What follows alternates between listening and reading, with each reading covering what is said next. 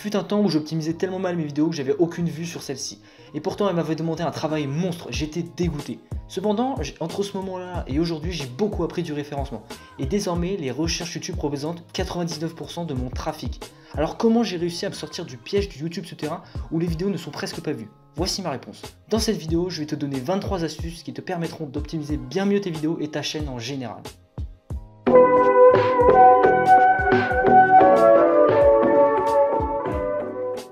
Salut, c'est AD et je vais te dire aujourd'hui comment tu peux procéder pour bien optimiser tes vidéos et les faire ranker dans les premiers résultats des recherches YouTube. Pour cela, tu dois procéder en plusieurs étapes. Mais avant de commencer, ce que je vais te donner dans cette vidéo, ce ne sera pas des conseils qui sont évidents et connus par tout le monde et qui sont balancés par plein d'autres youtubeurs dans leurs vidéos pour l'optimisation. Donc par exemple, changer le nom de son fichier MP4 ou utiliser des bons mots-clés ou faire de bonnes vidéos. Ça, c'est des trucs qui sont évidents pour tout le monde. Moi aujourd'hui, je vais te donner des astuces qui sont un petit peu plus cachées aux yeux de tous. Pour ce qui est du titre, choisis un titre qui soit cohérent et qui contienne les principaux mots-clés. Ça, tu dois le savoir évidemment. Mais voilà, n'hésite pas à faire des titres en comment. Parce que comment, ça répond à une question. Et quand tu réponds à une question, tu es référencé sur Google. Et référencé sur Google, eh bien, tu amènes du trafic sur ta vidéo. Mais dans l'idéal, en termes de référencement, c'est de mettre le sujet principal de ta vidéo en premier. Donc, par exemple, si tu fais une vidéo SEO comme moi je le fais, tu mets vidéo SEO, comment améliorer le ranking de ces vidéos sur YouTube. Ça, c'est un exemple que je pourrais faire. Aussi, utilise des parenthèses et des crochets. Une étude a démontré que cela augmente le click-through rate, donc le CTR, de 38%. 38% supplémentaire, c'est énorme. Donc, utilise des parenthèses et des crochets. Donc, par exemple, tu peux faire une étude de cas, une histoire vraie, ou utiliser l'année en cours tout simplement, ou le nombre d'astuces que tu vas délivrer dans la vidéo, comme moi je peux le faire.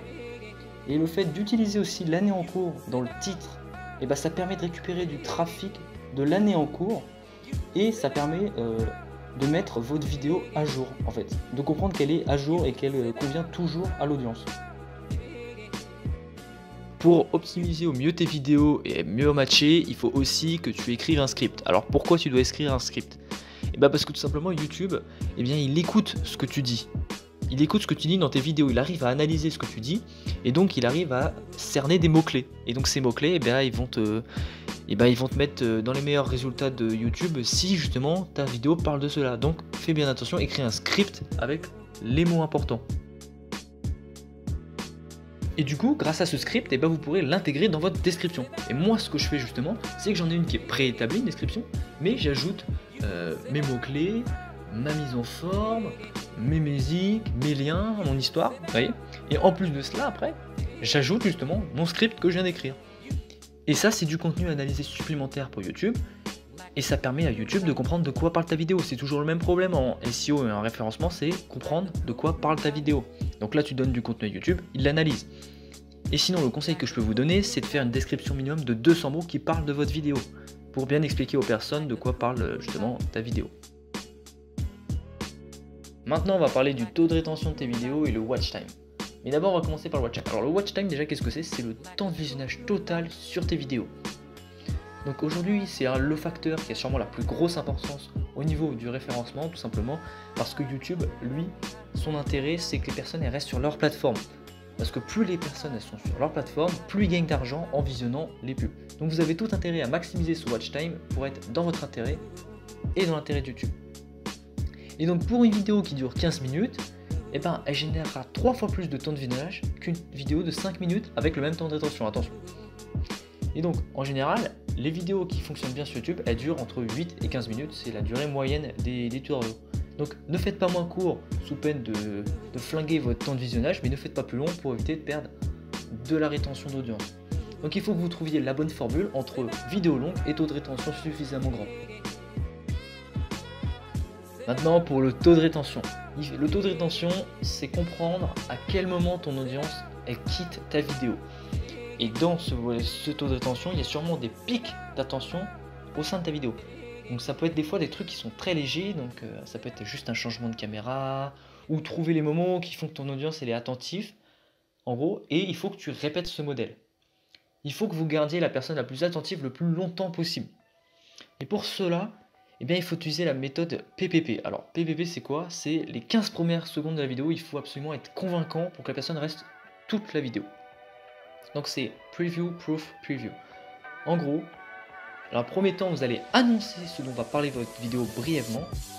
Ensuite, vous montrez la preuve des résultats avec des chiffres, et ensuite vous faites une preview de nouveau, mais cette fois en donnant le nombre d'astuces, ou si c'est une étude de cas, ou une information qui est totalement nouvelle et novatrice dans votre domaine. Et c'est comme ça que vous allez garder la personne jusqu'au bout de votre vidéo, en lui donnant une raison de rester.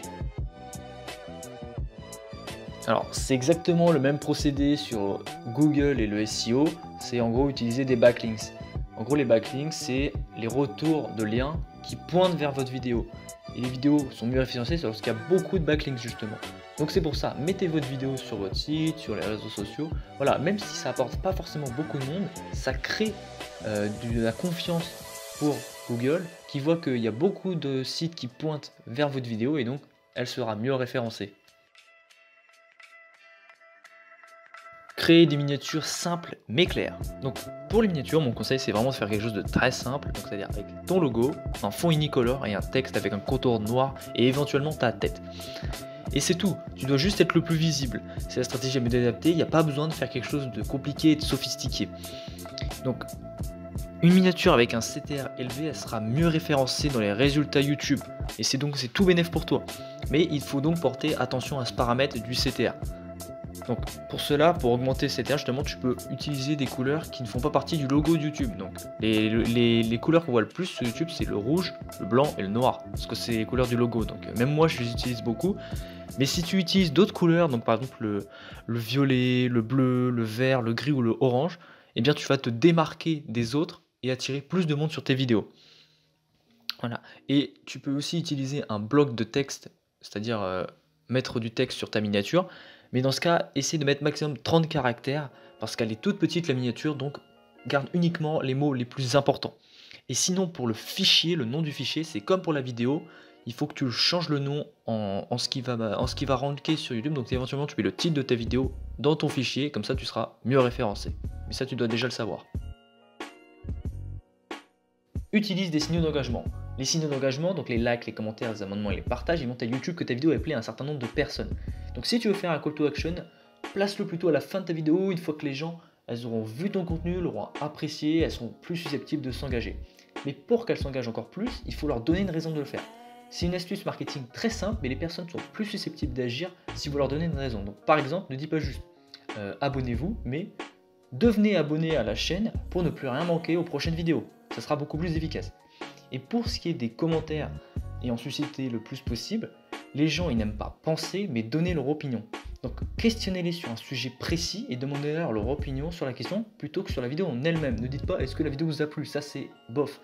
Demandez-leur plutôt leur avis sur une question précise et essayez au maximum de poser des questions en oui ou non. Pour les mots-clés, il faut choisir plutôt des mots-clés de longue traîne, c'est-à-dire des mots-clés qui sont des questions complètes, afin de te positionner sur des recherches bien précises. Bon ça tu dois déjà le savoir. Mais il ne faut pas oublier que les tags ils sont faits pour que YouTube et Google ils comprennent ta vidéo, le sujet de ta vidéo. Donc il faut mieux privilégier la qualité, non pas la quantité des tags. Il vaut mieux mettre 6-7 tags plutôt qu'une trentaine qui se contredisent. Si vous êtes confus vous-même en regardant vos propres tags, YouTube le saura également et positionnera mal votre vidéo dans les résultats. Donc pour cela, il y a une méthode qui est très simple, c'est la méthode TAB. Donc c'est d'abord, vous mettez votre mot-clé principal, donc Target Keyword First, le principal, le plus évident. Ensuite, vous mettez les tags alternatifs. Donc ils sont trouvables dans les recherches YouTube en regardant dans les résultats. Et ensuite, vous mettez les Broad Keywords. Donc là, c'est un ou deux mots-clés qui sont en rapport avec une catégorie plus grande que votre vidéo, ou qui correspondent à votre vidéo justement. Tu peux aussi, si tu en as la volonté, rajouter des sous-titres à tes vidéos. C'est une excellente source de contenu supplémentaire à analyser, mais il y a peu de gens qui l'utilisent parce que c'est très long à faire. Donc si tu en as l'envie, je te le conseille. Sur YouTube, il n'existe pas qu'un seul moyen pour que ta vidéo soit regardée et il n'y a pas que les recherches YouTube qui apportent des résultats. Il y a également les suggestions de vidéos.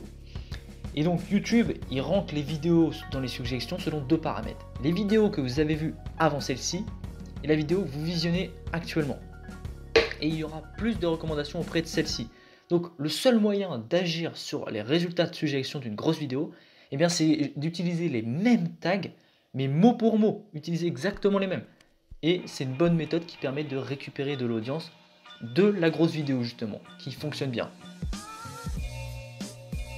Voilà, tu pourras difficilement faire mieux pour l'optimisation de tes vidéos. N'oublie pas que ce qui est le plus important, c'est évidemment le contenu.